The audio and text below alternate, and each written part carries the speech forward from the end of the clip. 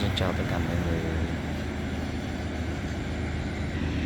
Chiến binh đang đây nhá, đang chờ kèo để vào kèo heo này, vẫn chưa đến nơi. Vì anh em đã cho mọi người đợi, mọi người tính ra đi sớm này thì muộn. Đấy. Mẹ mới cứ đi qua ngay mấy mét ở ngay trước mặt mà đéo nhìn thì chịu. Sợ thật đấy.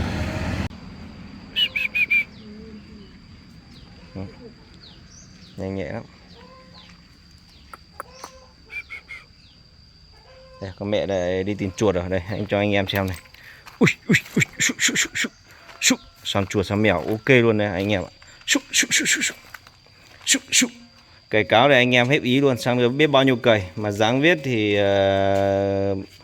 toàn đàn bà mang đi nhiều lúc nó cắn chết cả dáng. Đấy. Con cái non này mà thậm chí anh em ai cần thiết để mua về sang cày sang dáng thì cũng ới cho mình nhá, chủ cũng đang cần. Nhưng vì cần bán này, về cái thời gian này thì em không có dáng để tép, với lại chó này thì nhiều quá. Bây giờ tép thì nó sẽ cắn dáng anh em nhé.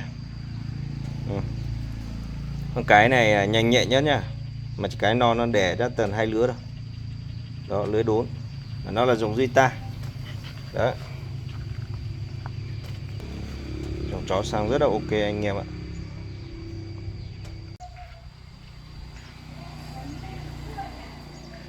Nó tìm lắm.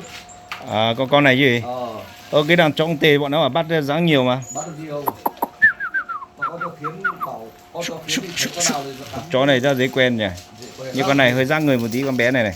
Con bé này ông ấy Toàn xích. Thế con mẹ còn không? Con mẹ to không? mẹ nó to. Vâng, vâng. Chắc là ok thôi, tầm này. Đây. Thế nó ra lại 100 đúng không? Hả? Mày 100 đi. Đây. Hello, xin chào tất cả mọi người. Đây. Súc súc súc. Ui ui ui ui ui. Ui ui ui. Súc súc súc. Đây, 2 con. Cái đem kia rất là chịu khó nha các bác nha.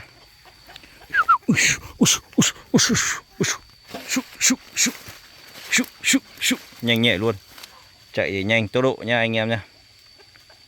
Kìa, cặp này mà được về sang khoáng thì khỏi phải che rồi. Đấy,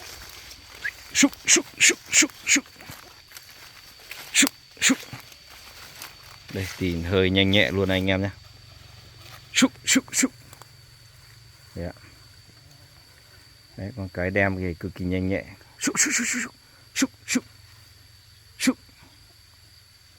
Độ đi nó rất là chịu khó luôn anh em. Mình biết khẳng định là con này nếu mà heo thì không biết, nhưng mà về hoáng thì đuổi khá là lì luôn anh em ạ. Với lại nó chịu khó lắm, tìm hơi rất là tốt. Trước mình mang đi đuổi sóc suốt anh em nhé. Như hiện tại là đàn chó này chỉ còn 2 con này thôi. Con mẹ này mình thấy rất là ok.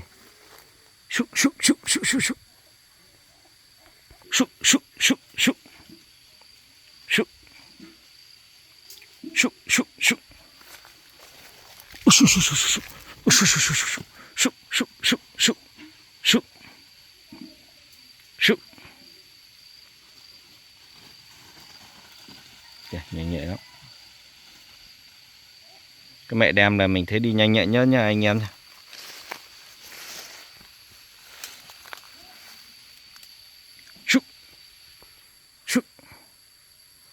Nhìn nó hơi xấu này, mình nhanh nhẹ.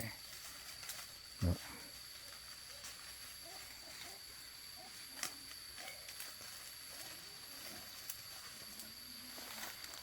Bắt hơi thì kỳ nhanh luôn.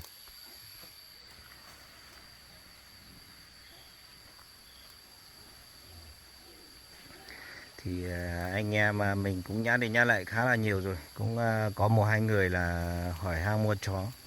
Xong là yên tích làm giá tất cả là yên tích, lại không nói gì thì mình cũng xin hủy hết tất cả các bạn nhé. Anh em xem video khá là nhiều anh em không biết đâu.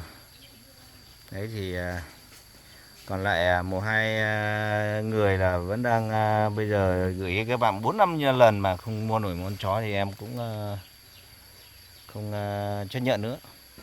Đó thì anh em mong anh em thông cảm nhé, tìm vào người khác mua đâu. Đó.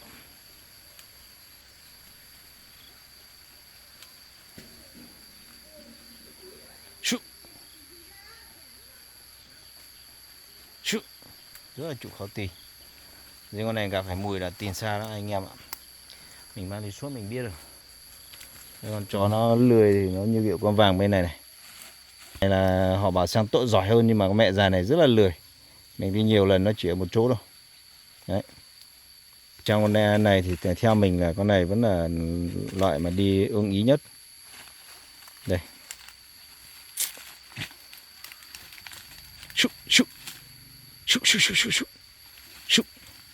Tuy đầu màn hơi xấu một tí, không rộng bằng con kia nhưng mà chó nó rất là chịu khó luôn. Cho vào rừng lúc nào cũng phải con này đi tìm trước với nhá anh em nhé. Đó. Có khi là anh em ai nếu mà nhu cầu được giá nó cao thì có khi chủ này bán cặp chó này, nếu mà bán thì không phải hàng thường đâu anh em ạ. Chắc chắn là họ sẽ bán cao. Đó. Đây. Nhìn đầu mà nó muối rất là đẹp luôn nha, chẳng qua đầu mà nó hơi hèm một chút thôi. Chịu khó lắm, con này chịu khó cực kỳ luôn. Không ra được.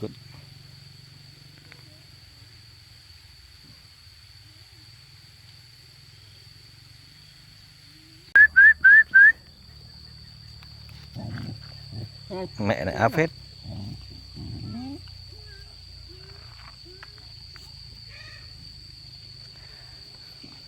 Dòng chó này thì sang dáng rất là chuẩn đấy anh em nhé. Con mẹ này, nhưng mà con mẹ này là đi là không chịu khó đi bằng con ấy. Con choi này là cũng là con cái này. Đó. Lứa này hầu như là chủ bán hết rồi. Còn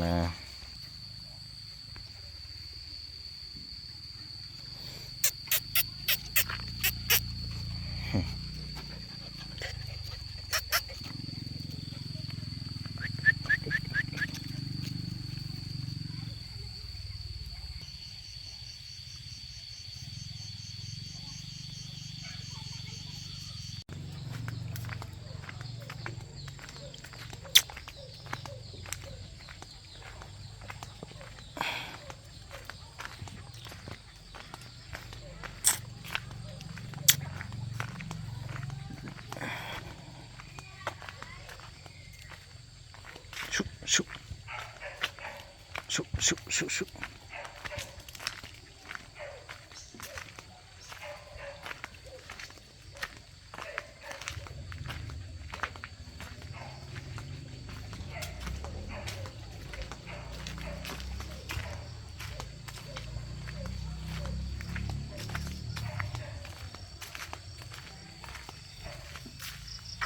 Anh em đang hỏi vấn đề về để săn giám, nhưng mà nói thật sự là em vẫn chưa test được.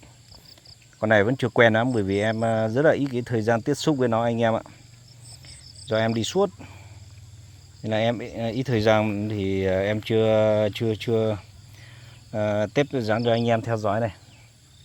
Con này đảm bảo anh em là không cần phải test đâu, vào rừng đã sang được sang cứng luôn, chó sang cứng rồi, hàng vít vào nha anh em nha. Còn nếu mà anh em cần để test nữa thì anh em chắc bây giờ mang dáng lên test thoải mái rồi. Nhưng em vẫn còn chưa dám thả xích. Đó. Chó đi rất là tốt nha anh em nhé. Chó đi cực kỳ tốt luôn. Đó. Mà con này em có cả video đi dáng nha anh em nhé.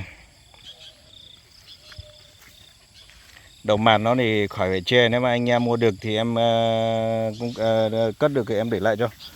Anh em mà không mua được ấy thì em sẽ để mang đi sang lợn đâu. Đến khi em tật sang lợn mà sang tốt rồi thì em sẽ không bán cái giá vừa đó đâu. Em còn bán giá cao hơn nữa. Nếu mà sang lợn tốt, con chó này em nhìn đầu mặt của nó thì có khi là sang lợn thì rất là ok. Nó nhỏ nhỏ thôi.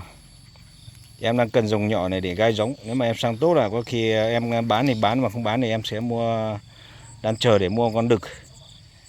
Con đực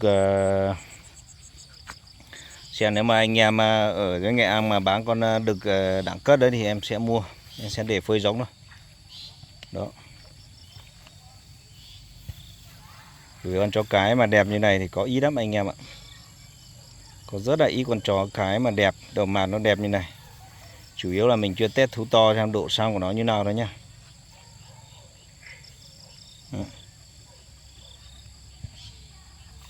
Không biết đối với người khác xem như nào, nhưng mà em con này là đúng loại, này là đúng loại vừa như ý của em rồi.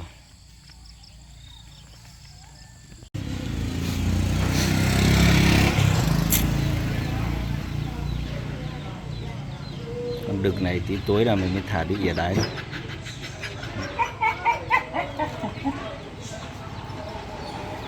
Đi.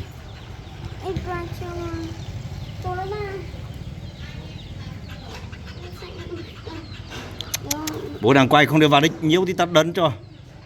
Ra ngoài đi. Hello, xin chào tất cả mọi người. Tiếp tục buổi sáng sớm ngày hôm nay thì con chó của em bây giờ cũng có quen rồi. Chuyến này là em sẽ chuyển con này xuống cái gì nhỉ? Hòa Bình cho anh em theo dõi nhé. Đúng rồi, em sẽ giao lưu với anh em Hòa Bình để sang lợn là anh em cùng theo dõi những con chó sang của em. Các bác theo dõi nhá, theo dõi kênh nha. Đây con đen của mình. Xích từ hôm qua đến giờ.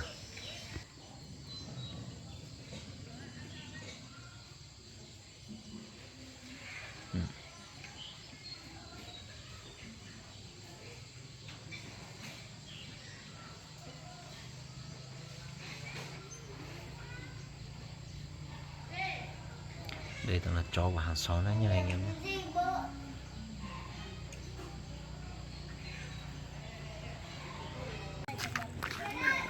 Đây, chó sang đây nha. Đấy, đầu thủ đẹp, đầu tròn, to. Hello, xin chào tất cả mọi người. Hiện tại em đang cái gì nhỉ? Em đang nghỉ được mấy ngày hôm nay. Thì hôm nay em tiếp tục vào quay con chó cái của em cho anh em. Vẫn chưa có khách để ương, nhưng mà nói thật sự là đây anh em nhé, chó này.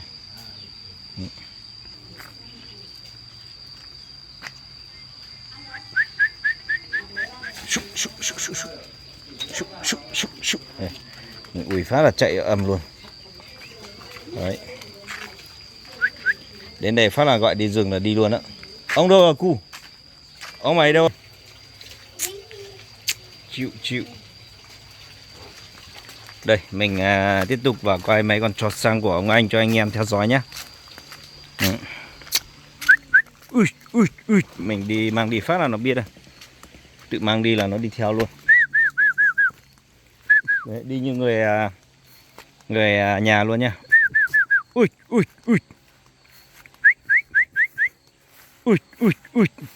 Kìa. Chạy tí lắm anh em ạ. Đó. Mình đi phát là tự chạy đi trước, đi tìm mùi luôn nha. Chỉ cần mình đi đâu, gọi đi đâu đi luôn. Đàn chó này rất là dễ quen luôn anh em nhé. Thế thì hôm nay mình tranh thủ vào đây một chút thôi, tí nữa mình sẽ về. Đó, chạy đi trước rồi. Đây. Đi chắc chắn lắm, chân tay rất là khỏe. Heo thì anh em chắc chắn là nó làm 100% cho anh em nhé. Con này thì ở dưới miền Bắc đây là đuổi cái món lợn, nói chung lợn rừng lai ấy, kinh khủng luôn anh em ạ. Đó. Theo cái món đấy là cực kỳ ok luôn. Nên nếu mà anh em ai thậm chí mà nhu cầu thì liên hệ mình được trước. Nếu mà báo sớm mà anh em mà cần cả hai con này quá chuẩn. Anh em lại cần không đủ tiền thì bắt một con. Rồi còn con này là con đẹp nhất nhé. Mình nếu mà sang heo này mình hy vọng về con đầu thủ to này thôi. Đó. Đây anh em nhìn món này, đầu rất là đẹp. Chó này ở đây là cũng chuyên môn về dáng rồi nhá anh em nhé, chuyên môn về dáng. Chủ này cho đi săn dáng nhưng mà lại đi săn lấy dên gà hay lợn nha, còn không ngang được luôn đấy. kinh khủng luôn. Tận rừng lai mà người ta nuôi láng á. Thì họ mang con móc đi là không biết là tình hình nào, nhưng mà anh em bác con móc kia đang hẹn là nếu mà ok thì sẽ bắt cả con này. Đấy, thì hôm nay mình tranh thủ vào coi một chút để cho anh em các bác theo dõi kênh nhé.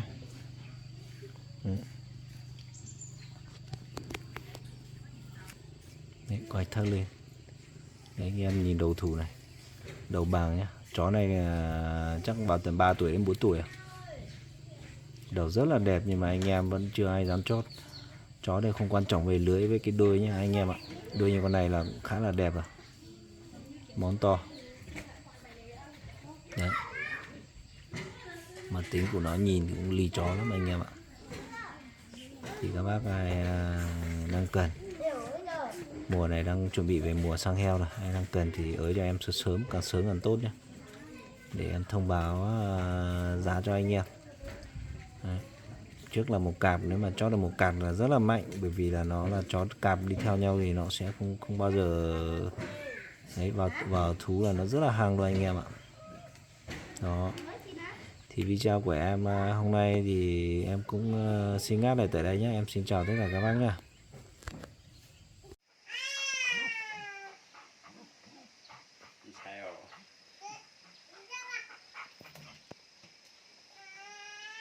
Con này về bây giờ hơi có xích đấy.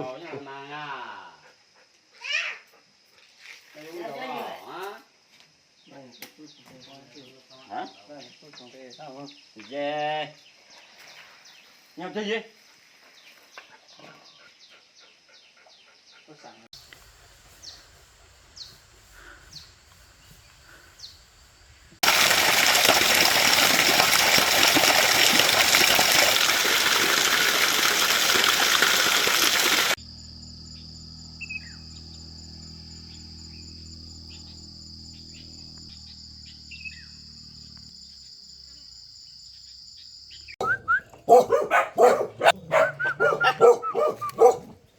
Để tiếng sủa rất là sướng anh em.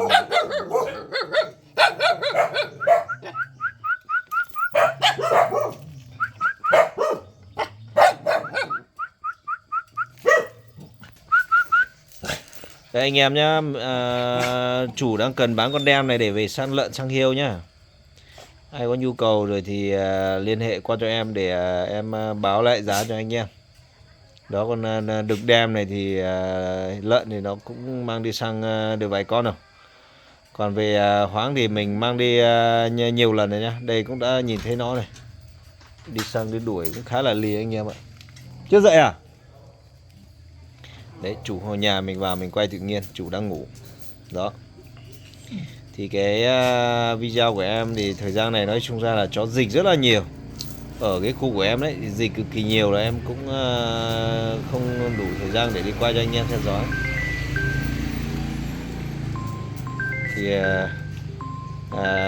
em cũng hết tân trạng, nếu mà ai nhu cầu con nào thì cứ liên hệ qua cho em thôi, để em sẽ báo lại cho anh em những cái giá hợp lý như những con tần cái cửa tiền như nào anh em nha. Đó, với lại cái thứ nhất là anh em cần cái cỡ sang giỏi mà rẻ rẻ thì anh em tốt nhất là cũng không mong ước những cái con sang giỏi mà rẻ nhá. Sang giỏi và rẻ thì chắc nó cũng không được bao lâu lắm anh em ạ. Nên là anh em ai thượng trí mà mua thì hãy liên hệ qua cho em những cái số điện thoại hoặc là kết bạn Zalo để em thông báo cho anh em. Còn mấy con này là anh em kết con nào thì hãy liên hệ qua em nhé. Mà mong tất cả những anh em ai chưa nhìn thấy thì hãy đăng ký cái kênh Cú Người Rừng mới của em. Đó, em có kênh mới là Cú Người Rừng. Hiện tại em đang đăng video nhiều nhất là vào cái kênh đó nhé. Vì sau này nếu mà anh em đăng ký cái kênh đó ấy, thì em sẽ chuyển sang kênh đó là về cái môn đi rừng các kiểu. Bởi vì kênh này là trước lúc đầu em mới làm thì vi phạm khá là nhiều nên là nó đã không được lên không tốt. Bây giờ đã bị mấy gậy rồi thì chỉ còn vi phạm đúng một gậy nữa là cái kênh này cũng bị xóa mất đi anh em ạ. Nên là em xin ngắt lại tại đây nhé. Em xin chào tất cả các bác nhá. Đây, nhìn không? Chắc là con này rồi. Bảo bác mấy con mà. Mấy con cái này này nó chui vào rừng chắc nó đi tìm mùi à? Hả? Chắc nó đi tìm mùi để đuổi à? Để tìm sóc tìm chuột đấy nhỉ? Kiềng khống con này.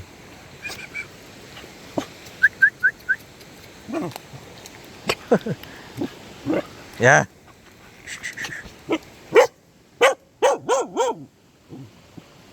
Trên kia. Bây giờ mẹ chuyện này nước mẹ nó chẳng hẳn lên đây đấy nhỉ? Bán nước còn chẳng hẳn lên đây luôn đấy nhỉ? Nó bị tắc chỗ này. Cái khê bọn nó hay đi xuôi cua là khê này phải không? Nó đi xa lắm không? Khê này lên trên con đi xa lắm không? Mẹ ông nọ mấy thằng kia nó bảo nó đi bắt được con cày sống ấy. Có đường đi không? Cái chỗ này kia có nặng đá à?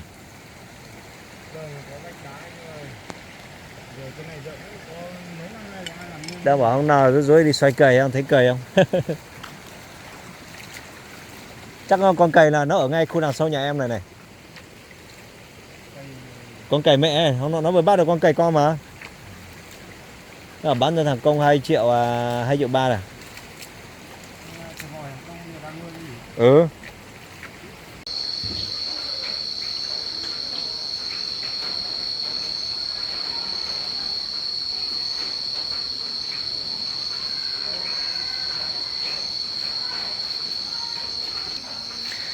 Hello, xin chào tất cả mọi người, cho các bác và theo dõi kênh của người rừng nhé. Hiện tại em đang tối không? Thì em lên video hai con chó của em cho anh em theo dõi nhé. Đấy. Cặp này thì rất là hật đuôi là cặp này thì cực kỳ hật đuôi là anh em ạ. Đó. Nó đi theo nhau luôn nha. Cặp này mình ghép vào nó cũng cực kỳ dễ ghép. Đây anh em nhé. Chó mình mà một tuần mình chỉ trong một bữa thôi anh em ạ. Đó.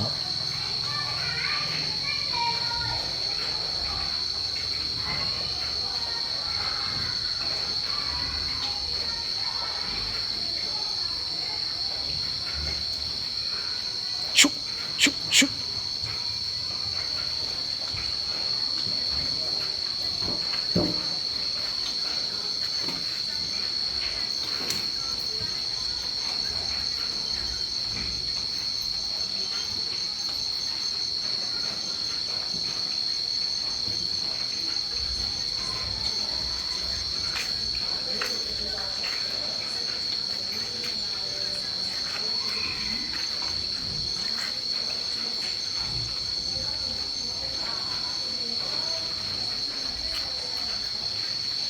Cảm giác như là hai con này là thời gian này em chăn dặn thì nó hơi gầy anh em nhé. Đấy.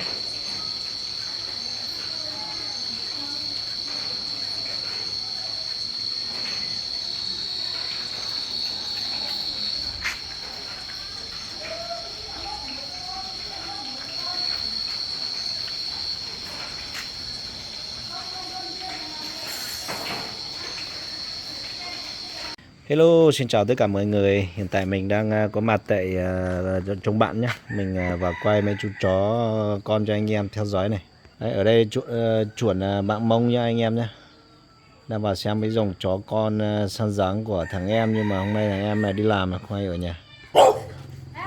Con tỏ. Ui, chị tỏ. Chắc không lâu bằng lúc mình nhiều đâu. Chị sống à? Ui, con tỏ á.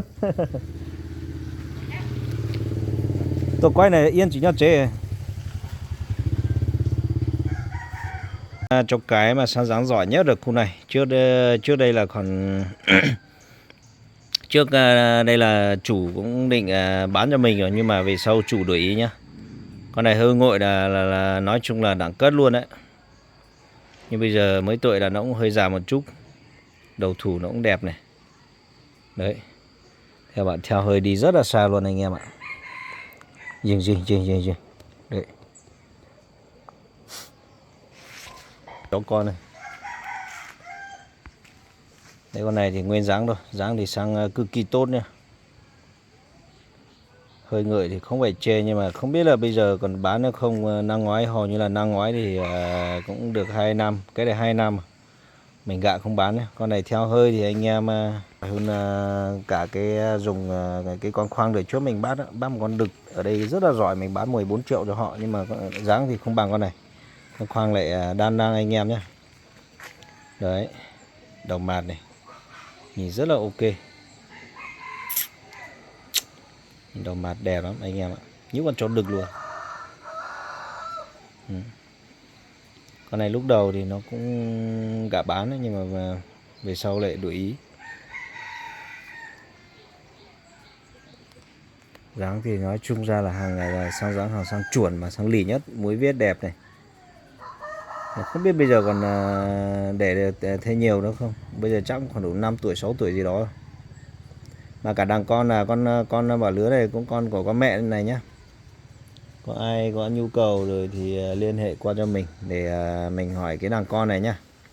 Cái đàn con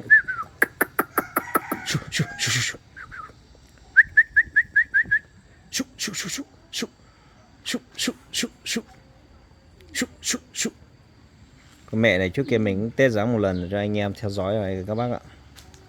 Đó.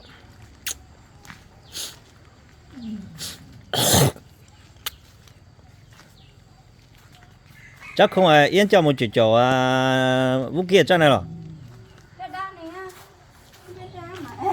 Yên tiền rồi ni lấy mỗi trái lúc trên nào vào yên tiền lấy mỗi trái giống mùa này. Phải là mua cái trái đó mà. Con trẻ lấy trẻ ớt trái hò. Trái này trái bây giờ trái cho chỗ vũ kia. Trái giờ. Con giờ chối trái hò trái được không? Trái mau rồi. Ở giờ leo. Ồ, chắc là bà tao bắt chỗ vũ kia.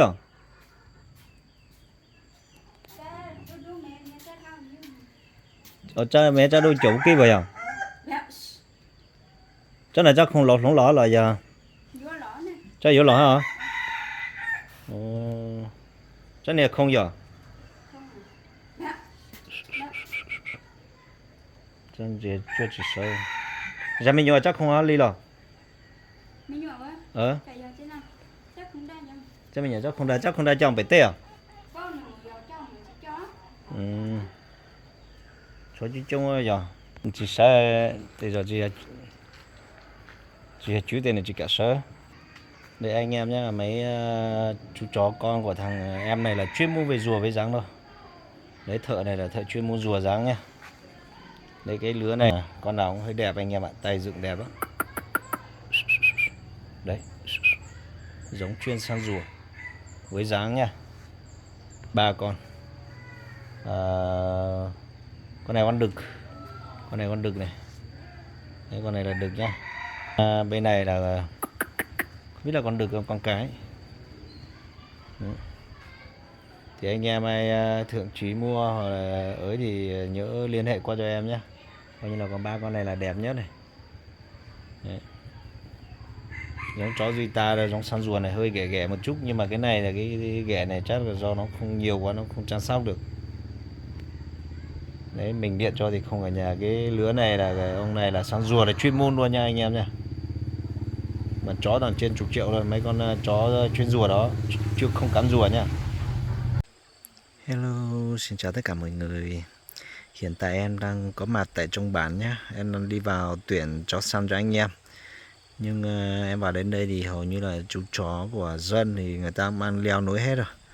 Thì tiện thể là em quay một chút những cái video ở phong cảnh ở đây để anh em theo dõi tiếp theo nhé. Để theo dõi những video tiếp theo. Anh em cần những con nào để ới cho em nhé. Ra này. Bây giờ chạy chỗ nào? Hả? Giỏ bên trong cái này đó. Long thiên si rồi giờ giỏ ra.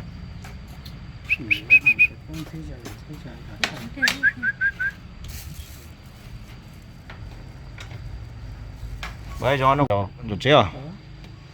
Nè, tu nè ta cái này này.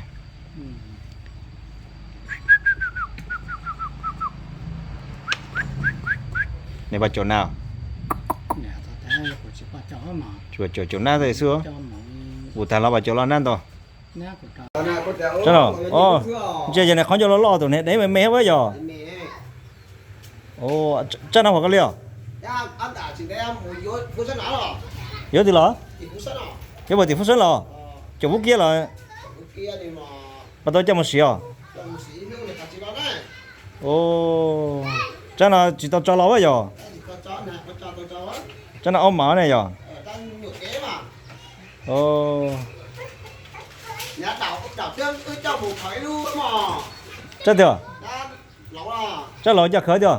Chứ mấy à. Lấy luôn à? Lại không mở một ít gì mỏng nhắn quá là trên là thấy. Lấy luôn sư á, nó lòn hắn cho chết ở trong cả. Đã đúng mà.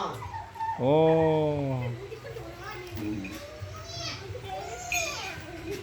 Ở trên này chỗ vũ kia là giờ đấy, Ra thì cái là hậu thế đấy. đấy là họ á. Ở nhà tiền trong bất cứ gì anh nhà lại yếu này. Ôi yo, bây giờ con chị dùng cho nó lo hay vợ, không cho nó lo tiền này, chắc là của chị lo thế này. Coi đi có đều quá sợ. Nè, nếu mà mình nhỏ với rồi, Yếu không á? rất long rồi.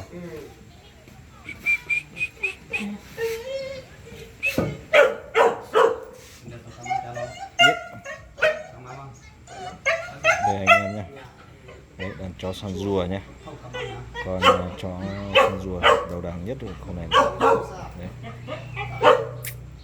Chắc là bà chó chưa? Chắc chó chưa? Chắc nè bà bắt chó chưa? Chó nào vậy? Ừ. Đã chọc khía. Kìa. Ra nhập khoa. Ra đi nhập khoa chỉ tao lại xuống đây hả? Chỉ tao đến bảo với rồi. Đấy mà nó chỉ lý hả? Ừ, nhảy lên. Chỉ tao lo tay vợ, lo hay vợ.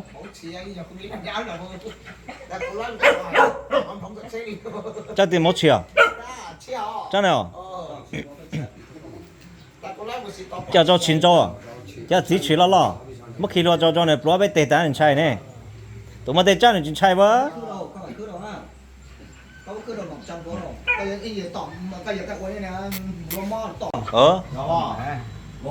Mù vợ, cũng sẽ mù vợ. Bà ta là hô của tụi cũng chính tê lo.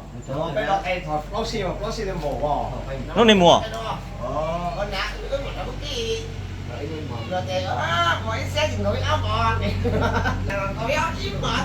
Còn cái người nó đến mất thì công mất sức mất tiền xăng đến thì mình lại 900 gói thôi.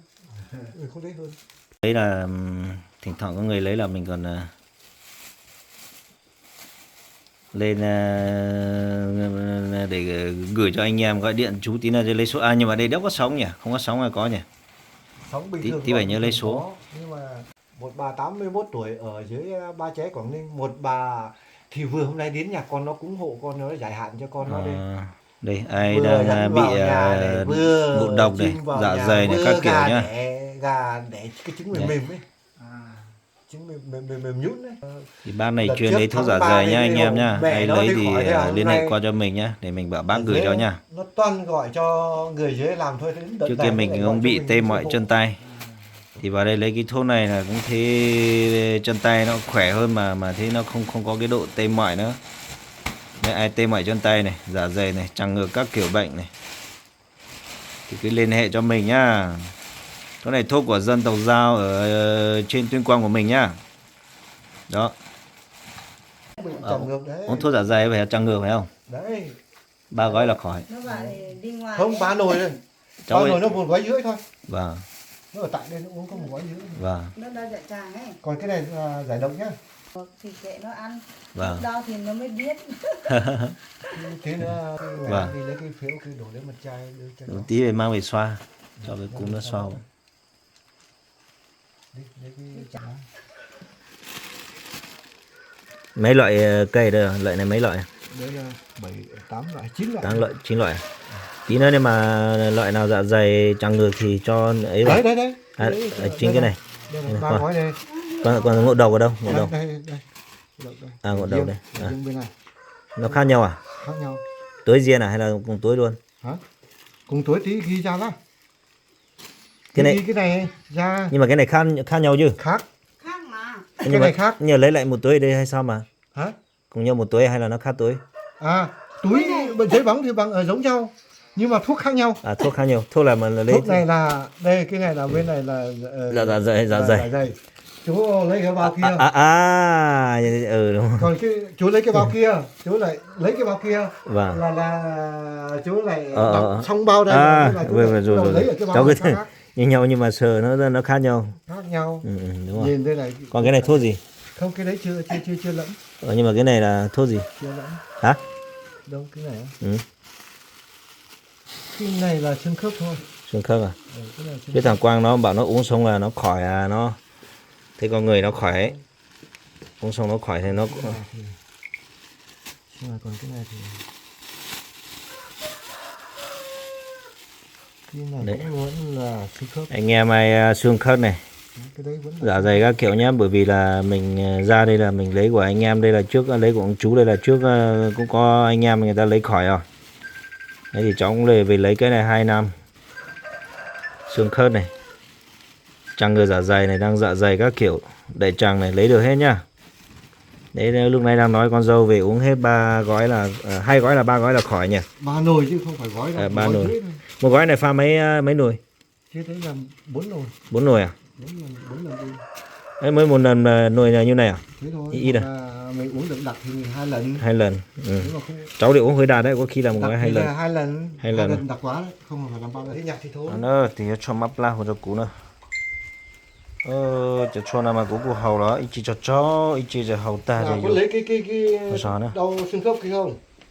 Đồ xương khớp thì cháu bây giờ cháu đang uống cái dạ dày, cho uống dạ dày Không, trước. cái xoa bóp mà. Số bao ca. Về ngâm. Phần thuốc của dân tộc các bác nhá. Đấy, những khách của mình mà ai những anh em mà chuyên môn bắt dùng chó của cú ấy, ai vào trong kênh để nhìn thấy những cái thuốc thang của cú đang đi lấy của ông chú ở đây thì anh em ai đang có về cái bệnh tình trạng tê mỏi chân tay này. Đấy, như kiểu trốn ngộ độc này, gang nhiễm mỡ cũng có nhá. Với lại dạ dày chủ yếu là gan nhiễm mỡ dạ dày này, xương khớp có hết tất cả nhá. Thì nếu mà anh em ai mình ở gần thì một phát mình lấy 3 gói như này thôi. Nhưng anh em ở xa thì anh em cứ lấy tầm khoảng 5 gói về mà uống thử, cảm thấy khỏi rồi thì lấy. Nếu một người là nó hợt một loại thuốc xem nó đúng trùng hợt cái đúng thuốc đúng bệnh, thì nếu mà hợt thì anh em uống từ 5 gói này là khỏi rồi. Bởi vì cái thuốc này là mình cũng thấy rất là tốt nha, chưa mình rất là mỏi chân tay lên leo nỗi là không đi được luôn. Thì do là anh em đưa mình về lấy một thang ở đây về uống xong là cũng thấy con người mình khá hơn, nhưng mà năm nay lại được 2 năm, bây giờ thấy thỉnh thoảng thấy tê mỏi thì mình tiếp tục quay lại lấy nhá. Trên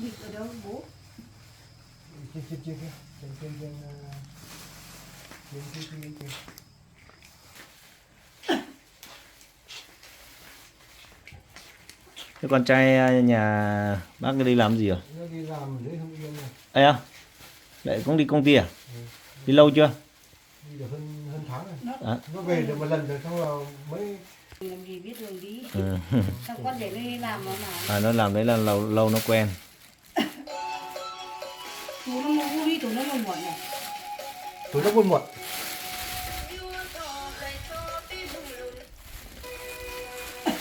Nó mà hộ đi quay về hộ